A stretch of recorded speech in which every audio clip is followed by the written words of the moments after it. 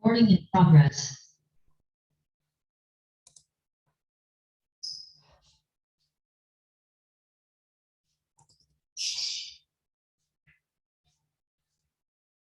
Assalamualaikum warahmatullahi wabarakatuh.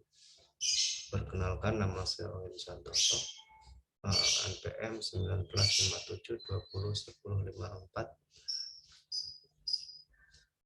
Baik, di sini saya akan mempresentasikan makalah tentang teori umum lingkungan hidup. Baik, langsung saja saya mulai.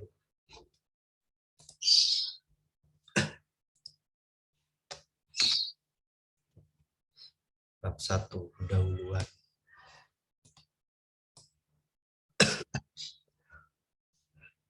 A. Landasan teori umum lingkungan hidup.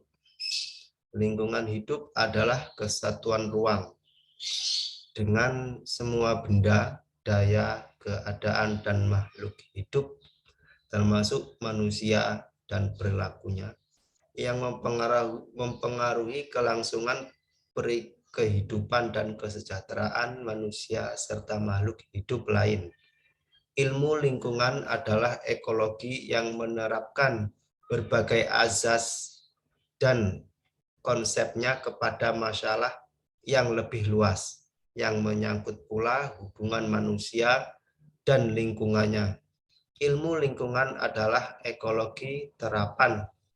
Ilmu lingkungan ini mengintegrasikan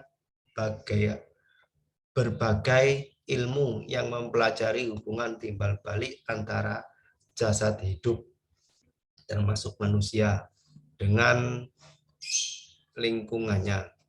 Ilmu lingkungan adalah ilmu yang mempelajari tentang lingkungan hidup.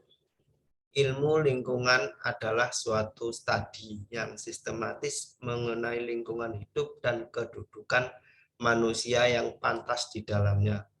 Perbedaan utama ilmu lingkungan dan ekologi adalah dengan adanya misi untuk mencari pengetahuan dan arif tepat dalam kurung valid baru dan menyeluruh tentang alam sekitar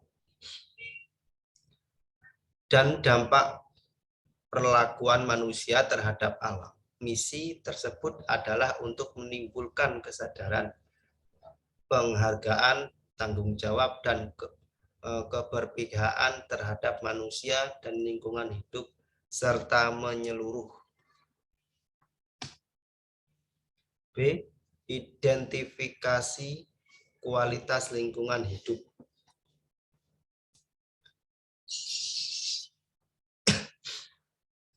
Lingkungan biotik adalah segala makhluk hidup mulai dari organisme yang tidak kasat mata sampai pada hewan yang vegetasi raksasa yang terdapat di permukaan bumi. Sedangkan lingkungan abiotik merupakan segala sesuatu yang ada di sekitar makhluk hidup yang bukan berupa organisme. Adanya keinginan untuk mencapai sasaran pembangunan yang ideal ialah membentuk manusia Indonesia seutuhnya secara material dan spiritual. Setiap membangun perlu mengkaji komponen yang meliputi komponen biotik, abiotik, dan kultur, yaitu sebagai berikut. 1. Pembangunan berwawasan lingkungan merupakan pengelolaan sumber daya sebaik mungkin dengan pembangunan yang berkesinambungan serta peningkatan terhadap mutu hidup masyarakat. Sasaran pembangunan yaitu untuk meningkatkan kesejahteraan masyarakat. Kegiatan pembangunan dapat menimbulkan pengaruh yang cukup besar terhadap lingkungan. Kegiatan tersebut dapat bersifat secara alami, kimia, maupun secara fisik. 2. Kualitas lingkungan hidup, yaitu dengan memperhatikan kondisi lingkungan hidup sekitar yang berhubungan dengan mutu hidup, kualitas hidup, dapat ditentukan oleh 3 komponen utama, yaitu terpenuhinya kebutuhan untuk kelangsungan hidup hayati, terpenuhinya kebutuhan untuk kelangsungan hidup manusiawi, dan terpenuhinya kebebasan untuk memilih. C. Indeks kualitas air. Kualitas air berhubungan dengan kelayakan pemanfaatannya untuk berbagai kebutuhan. Dalam Peraturan Pemerintah Nomor 82 Tahun 2001 tentang Pengelolaan Kualitas Air dan Pengendalian Air, klasifikasi mutu air ditetapkan menjadi 4 kelas, yaitu 1. Kelas 1, air yang dapat digunakan untuk bahan baku air minum dan atau peruntukan lain yang mensyaratkan mutu air yang sama dengan kegunaan tersebut. Kelas 2, nomor 2, kelas 2, air yang dapat digunakan untuk prasarana atau sarana rekreasi air, pembudidayaan ikan air tawar, peternakan, air untuk mengairi pertanaman, dan atau peruntukan lainnya yang mensyaratkan mutu air yang sama dengan kegunaan tersebut. Kelas 3, air yang dapat digunakan untuk pembudidayaan ikan air tawar, peternakan, air untuk mengairi pertanaman, dan atau peruntukan lain yang mensyaratkan mutu air yang sama dengan kegunaan tersebut. Kelas 4, air yang dapat digunakan untuk mengairi pertanaman dan atau peruntukan lain yang mensyaratkan mutu air yang sama dengan kegunaan tersebut. Kualitas air dapat diketahui dengan melakukan pengujian tertentu terhadap air tersebut. D. Indeks kualitas udara. Udara adalah kumpulan atau campuran gas. Yang dimaksud dengan kualitas udara adalah mutu atau tingkat kebaikan udara menurut sifat-sifat unsur pembentukannya. Komposisi udara bersih sangat bervariasi dari satu tempat ke tempat yang lain di seluruh dunia. Rata-rata persentase gas dalam udara bersih dan kering adalah sebagai berikut.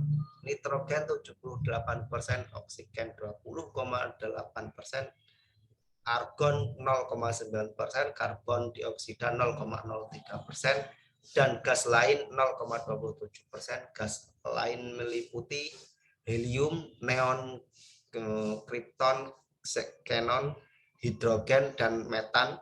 Udara juga mengandung uap air.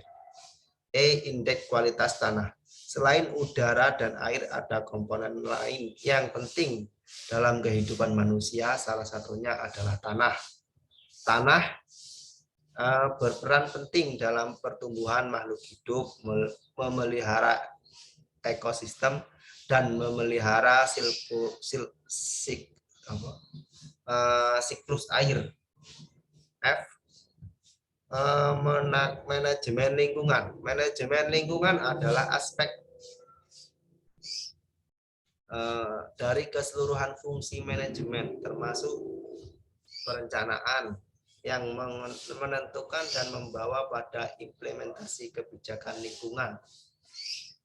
BBS 7750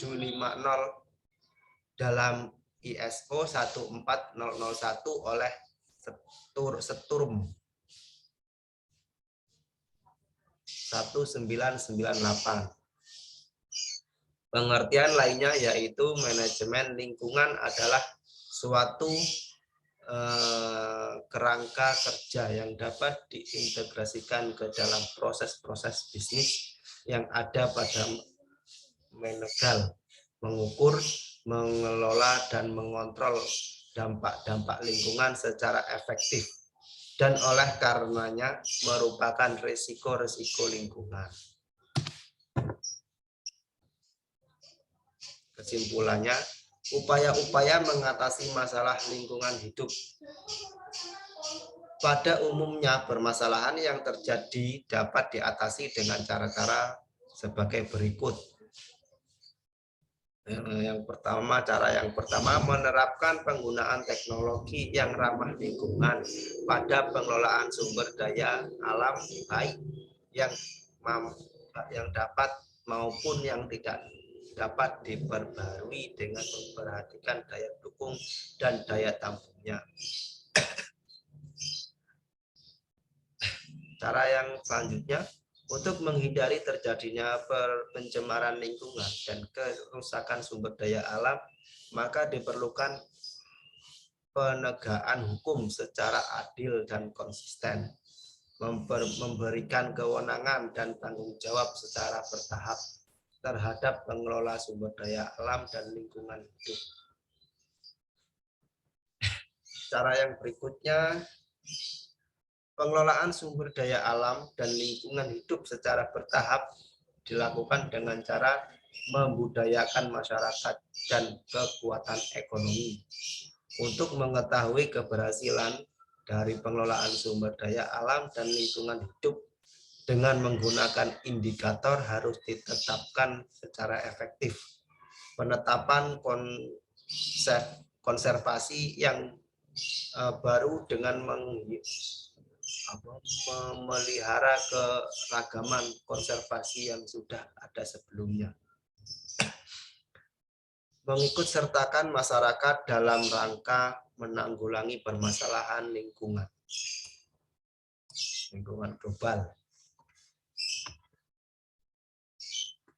Baik, terima kasih. Kiranya ada kesalahan dalam penyampaian, saya mohon maaf yang sebesar-besarnya. Saya akhiri. Bila taufik wal hidayah. Wassalamualaikum warahmatullahi wabarakatuh.